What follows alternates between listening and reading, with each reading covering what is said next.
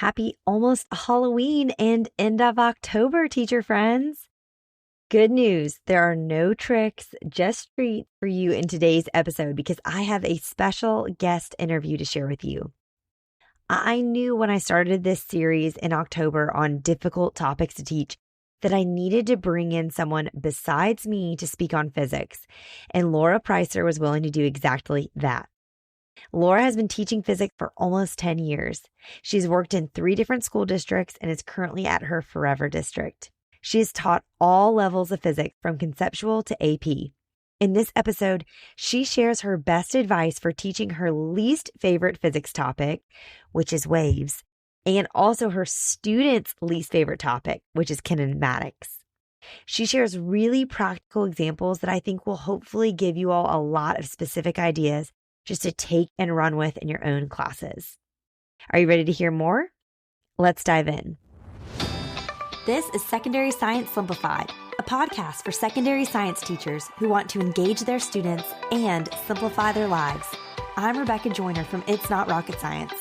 As a high school science teacher turned curriculum writer, I am passionate about helping other science teachers love their jobs, serve their students, and do it all in only 40 hours a week. Are you ready to rock the time you spend in your classroom and actually have a life outside of it? You are in the right place, teacher friend. Let's get to today's episode.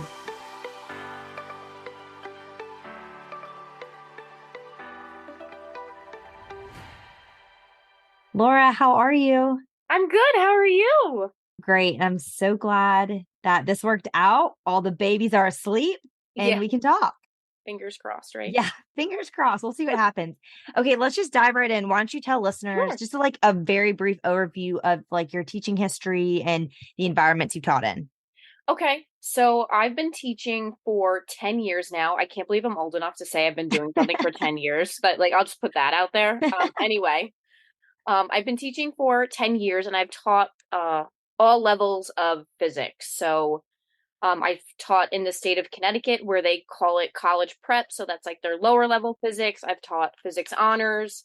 I've taught both AP Physics 1 and AP Physics 2. And I've taught between 4 different districts in very different types of districts. I taught in a big city district, and now I teach in a smaller school district than I previously have. Of all those different levels of physics, do you have a favorite or is it hard to pick?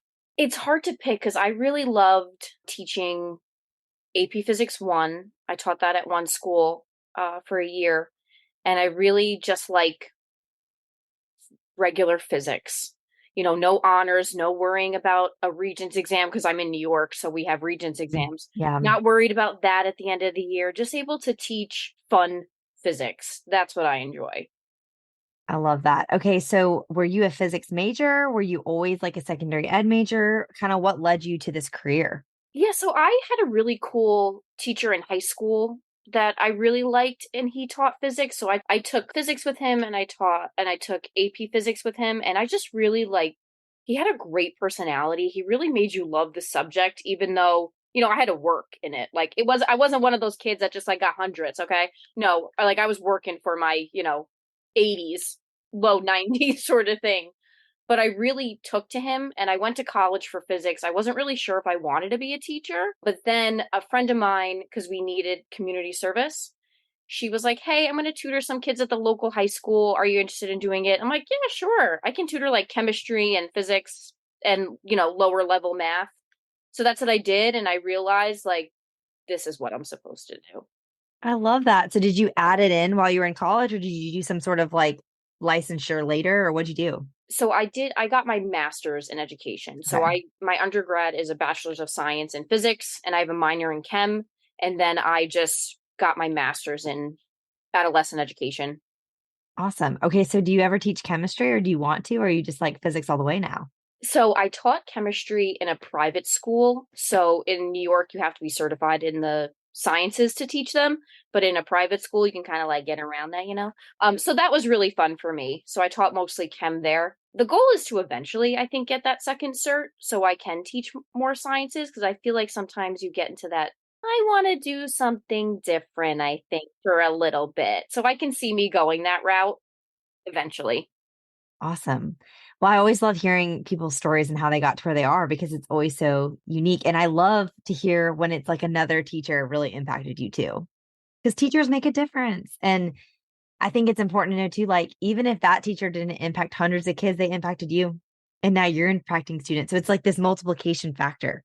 Yeah, I completely agree. I mean, this is a random side story. I remember like after the AP exam, this is when like stuff like this was okay. He had like a barbecue at his house with Mm. like his family, and like the whole class went. Like it wasn't just me or whatever. The whole class showed up and we had just like this great time. And you got to see that side of him, so that was Hmm. really wonderful. And it has always stuck with me, till today I as I love talk that. about it. Hmm.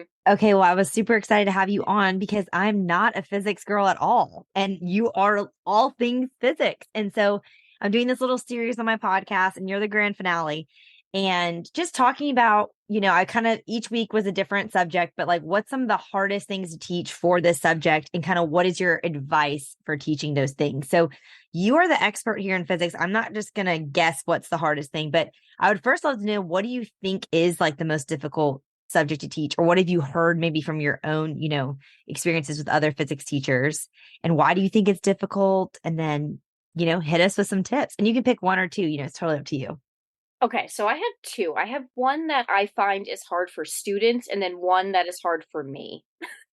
That's a great distinction, and it's true. Like, it can be different. For me, one of the hardest topics to teach is wave optics sound. I agree. I think it's super boring. It's super boring. It's a long unit. You have a lot of information, and it's all so different, but all connected in some way. That I find very hard to teach for myself. And normally, the way the curriculum works, this unit can be like towards the end of the year. And I think that makes it harder. So last year, I took Michelle's advice and switched up the order of things. Because sometimes I could be very type A, like, you know, everything in a certain order. So I switched it up, and I felt like waves and this whole section of unit went a lot better in the beginning of the year for me. Ooh, why? I felt like I had the energy to teach it. I love that. I had the energy to really go in it and really go through the content, and I thought it went a lot better. So for me, I think the timing of this unit really helped. And I know you've spoken about this with other topics like in biology. Sometimes just that timing really can make a difference. Like, And you cannot put your least favorite subject like after winter break, because it's no, just going to be miserable for everybody. no. And I teach AP Physics too, and they do optics. And every time that unit comes up, I'm like, we're going to get through it, guys. We're going to get through it. We're all in this together. Okay, so for waves, is there anything you feel like you need to teach before it, or is it one that you can kind of dive in at any point? Because I think that sometimes it gets tricky with sequencing because people are like, well, I feel like I have to teach this before this. Waves, I feel like you can get away with not really, with just doing it when you kind of want. I think it's nice that way as well, because it's such a separate topic in physics. For me, I feel like, if you do waves and go over wave behavior, that'll really help you talk about sound and light, but I don't think you really need to forefront anything else, which is nice. And something I always do with this unit, I'm a stations girl. If I can make it into a station, I'm making it into a station. So I have sound stations I like to do, which always gets kids excited. Different sound activities. And then I found a light stations activity, different light. So that's how I like to introduce each topic. So when we start sound, we start with the stations. It gets them involved, it gets them into it, starting learning the vocab we're going to talk about. And even with light, the same thing, because there's a lot of vocab in light, so kind of selling them on what is about to happen, just putting a pencil in water and they're like, oh, I never noticed it does bend. And I'm like, it bends, light, she's out there, she's living her life. So I like to start all of those activities with stations. I'm a station girl. Well, okay, that gives me two questions. First, do you have links to these that we can include in the show notes? I have a link to my sound stations, and I can share the light stations I used from someone else. Great. I'll get this from you after because I know people are going to ask me. And my second thing is, okay, so I'm a stations girl too, but one of the complaints I get from people, so I would love to know your opinion, is they love it like on the day of stations, but they hate going over stations. So how do you handle going over stations? Because they're like, it gets really boring. It can definitely get boring. I usually have like if they're working in groups, one group would kind of sum up one of the stations, and then we can just go around as a class, talk about the stations, and then it really starts more of a conversation rather than me going over the stations up in the front because they stopped listening to me 5 minutes ago and I'm still talking. So I literally never thought to do that. And that's a great idea. Like just give each group a station. You're in charge. Tell us about it. yep, yep. And it gives them time to kind of be like, okay, let's make sure like, we know what we did and maybe we have a question. And I always go over the fact that like your station does not have to be perfect. If there was something you didn't understand why it's happening, now is the time we're going to talk about it. So rather clear it up now before we get into light and you're like, refraction. We did refraction, so it's easy to like clear that stuff up in the beginning. I love that. Yeah, I feel like I love doing like explorative stations like that. But then sometimes I'll do like more like extension ones where it's more like this is all extra. They're just like I have cancer ones for biology where it gets them answering all the questions they always have. But like for that, I'm like, we're not gonna go over every question. Like I'll just pick like one or two from each station, like hit the highlights, move on. Cause it can if you're gonna like just sit up there like you said and go through all of it, so boring. Yeah, I completely agree. That's a great idea to just go over like a few things at one time. That's great. Another thing I like to do for waves and optics, I created an elective at my school. It's called Science of Art because I am a little artsy, fartsy, foo-foo as well. Um, that's like my alter ego, I guess. And so for that elective, I did pendulum painting. And I know I've seen like Michelle do it with her physics class. And I'm like, why aren't I doing that in physics? So I applied it to my physics class and started doing pendulum paintings, which they find very fun. And it's actually really cool because it involves a lot of troubleshooting, so they really have to assess like their string length, how much paint they're putting in, is their hole big enough? And it really has them go through that process as well. So not just like learning about pendulums and period and swinging, it really has them just kind of work through solving this problem. So I like that activity as well. And again, like I like to allow them to have a lot of creativity if I can. I do a wavestagram project. They pretend that they're one of the waves on the E&M spectrum and they create an Instagram account for it. So I really love this project because I always get some great ones. Like if someone's doing visible light, they'll post a picture of a rainbow, hashtag selfie. They get like very into it and it's really fun because it just allows them to learn about the wave, but also add a creative spin to it. I love that. I think it's so nice, especially in the science that can be really quantitative to offer those creative options for those students that, Yep. learn and think differently. Because they're out there. Those are fun. Like I think you're like even I think you just mentioned like three or four things, but even just having those to look forward to can make a topic so much more enjoyable. Yes. Yes. And I think the kids also get into the Instagram. Am I Mm. verified? Do you think Visible Light would be verified? Like how many followers do you think they have? And then they get creative with the number of followers based on like the wavelength of it or the frequency. And they're doing this on their own, so it's very cool to see that piece being added to this, especially when you have kids that come in kind of afraid of the subject. And that's something I'd like to do. I love that. Okay, so said you find that the worst. Yeah, What I do find you it feel like your students find the worst? kinematics, 2D motion, or just motion, especially when we start graphing motion. Yeah, they hate the graphs. They hate the graphs. So that I find to be always a struggle. And I'm currently in 1D kinematics right now. And a lab I love to do, and it's such a simple lab. I call it Walkers because I was a Walking Dead fan back in the day when I made this lab. It basically introduces motion graphs. So they're just, recording their time to walk different paces. And when they graph it, they realize like the slope shows them their speed. So rather than just giving them these notes on it ahead of time, doing this lab really helps set it up. And then they see the relationships between, distance, time, and speed. So I like doing that. It's a time consuming lab, but what's nice is I don't have to, worry about a test at the end of the year. So we can take our time really learning to graph, labeling our axes, plotting our points, line of best fit. No pressure for the test is so nice. Yes, for right now. I don't know if that could change, but right now it's really nice to have that time to just go over those basic skills. And then we just look at more graphs conceptually. I think sometimes when you add numbers, it scares them. So true.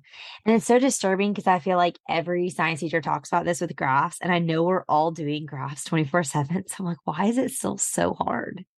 Like, it sounds like we're all doing graphs all the time. So why are we not getting it? I know. I feel like I'm literally always graphing, but Eventually they'll figure it out.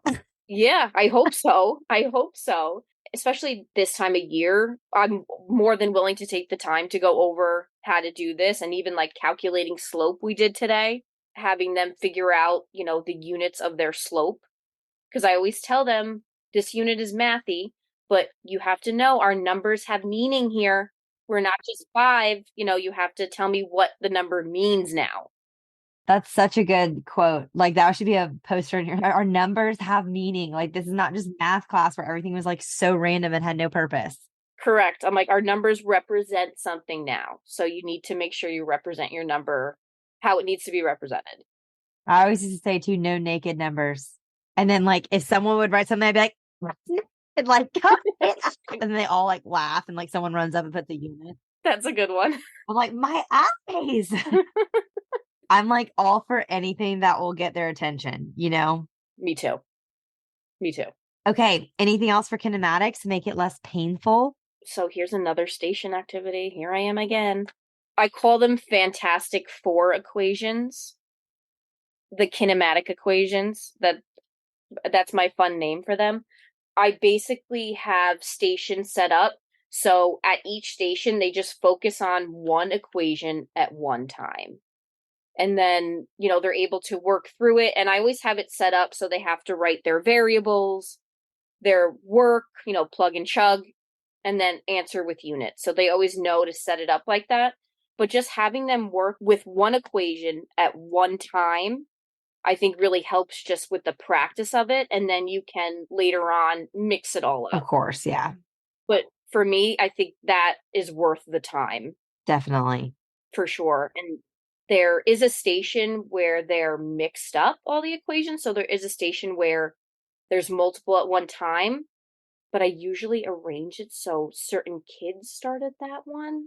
Smart. Like there are kids that are higher performers in math that I know can start at that station and not feel overwhelmed. Yeah, that's so smart. That's another thing I love about stations is it's so much easier to kind of differentiate without everyone really knowing what's going on or like, I can put little dots on things and be like, okay, you start on the red, you start on whatever, and they don't know what anything means. It's nice. I agree because no one wants to be that person. Totally. They don't want to be called out in any way. So that's what I love about them as well. That's why I feel like I really do them as often as I do. I love it. All right. Anything else?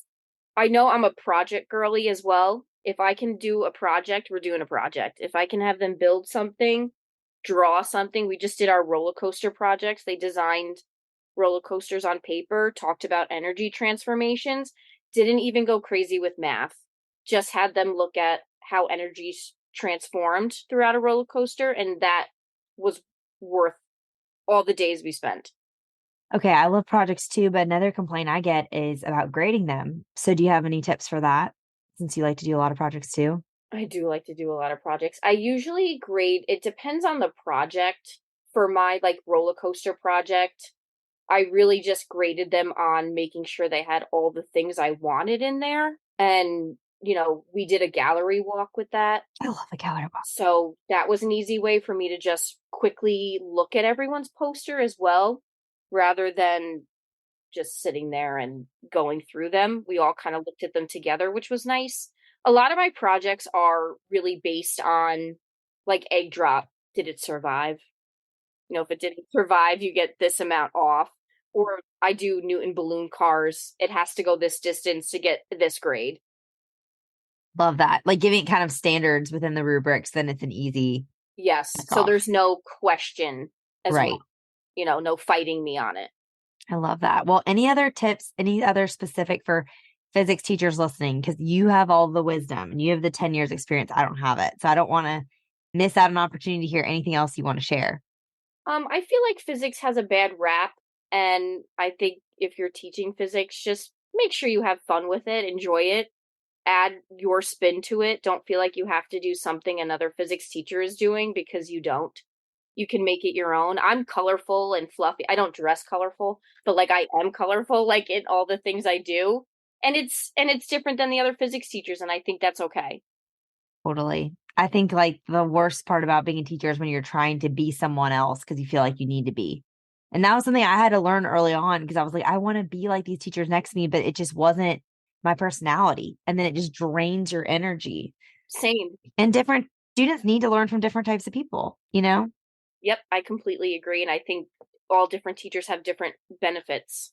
Totally. I love that. Okay. Well, I always like to ask everyone who comes on the podcast just for a way that they have been simplifying their life recently. And it could be, anything. It doesn't have to be, specific to teaching. It could be something you're doing in your home or your life or whatever, or something you stopped doing. But I would love to know, Laura, what's one way you simplified your life recently? Oh my goodness. I saw this question. I was like, "Oh my gosh, I feel like I've actually been doing a lot of things to try and make my life easier." Tell me.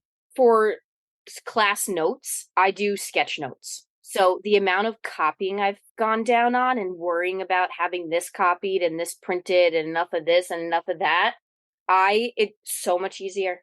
We're sketchnoting. Are you just like there, everyone's starting with a blank piece of paper and then you're drawing and they're drawing alongside you, or how are you navigating that? So I give them parameters that I want in their sketch note and they design it the way they see it. You don't care how they write it. Yeah, so as long as they have the information I'm asking of them, then I am okay with however they want to present it. I do give them, certain parameters, but I have kids that like to write a little more and I have kids that like to draw a lot. So however they want to represent their note is what they do, and I don't have to copy things.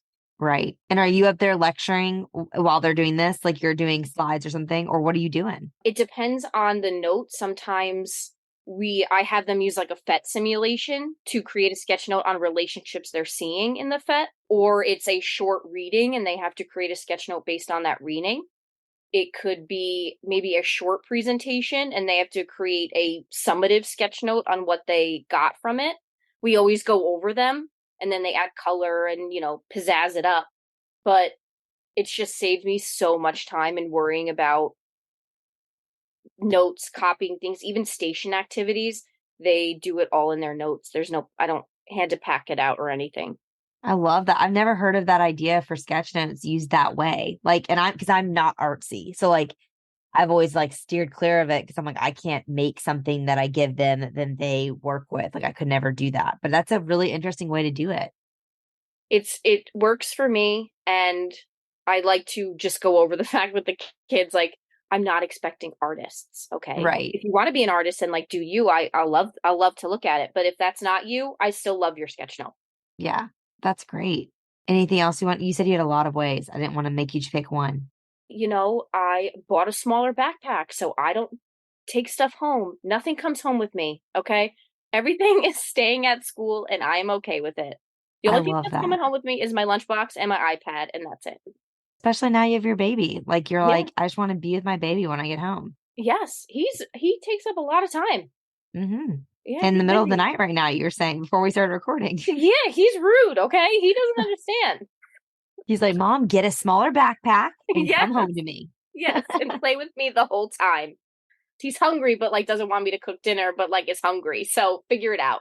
Right. He just needs to do all the things at all the same time. Yes, exactly. And he's too big now just to be worn. I feel like I wore a baby on my physical body, like in a wrap or ergo, like Yes, forever. But then now that they're year and a half, like ours are, it's like they're just like, "Rah." I know. A Velcro. I call him a Velcro baby. Yes. what do I don't say Velcro. What is it I always call him? I can't even think of it. I'll think of it later. But I'm always saying the exact same thing, just like cling wrap. Yep. That's But it's exactly very what it sweet. is. Okay, well, I love that. Well, I would also love, I know my listeners are going to really enjoy this. So, what's the best way for them to stay connected with you? I would say definitely Instagram. I post a lot on there. I'm very active on there. So my Instagram is Mrs.Preiser. I just changed my last name, so I'm still getting used to that. So that's a great place. I'm usually posting daily there. Awesome. And I'll link that and everything in my show notes. People can find it too. Mrs. Preiser, you said, right? Yes. Okay, awesome. Well, thank you so much for being here. Thank you for having me. I just can't believe this is like happening to me. Well, I'm thrilled that you said yes, because like I just like cold called you in your DMs. So it's like, hey. I was like, she has the wrong person. I cannot believe you thought that. You were definitely the right person. So I'm so glad it worked out. Yes, me too. Thank you so much. Thank you so much for listening to today's episode and my interview with Laura. You can find all links mentioned in the show notes at itsnotrocketscienceclassroom.com/episode 102. And if you are listening and you are a physics teacher, it is your turn to leave a rating and a review for the Secondary Science Simplified podcast. And if you have missed any of the other episodes in this series for anatomy, chemistry, biology, you can check those out anywhere you listen to podcasts and also at itsnotrocketscienceclassroom.com/podcast. And be sure to come back next week as we start a new series all about summative assessments. All right, teacher friends, that wraps up today's episode. If you're looking for an easy way to start simplifying your life as a secondary science teacher, head to itsnotrocketscienceclassroom.com/challenge to grab your classroom reset challenge. And guess what? It's totally free. Thanks so much for tuning in, and I'll see you here next week. Until then, I'll be rooting for you, teacher friend.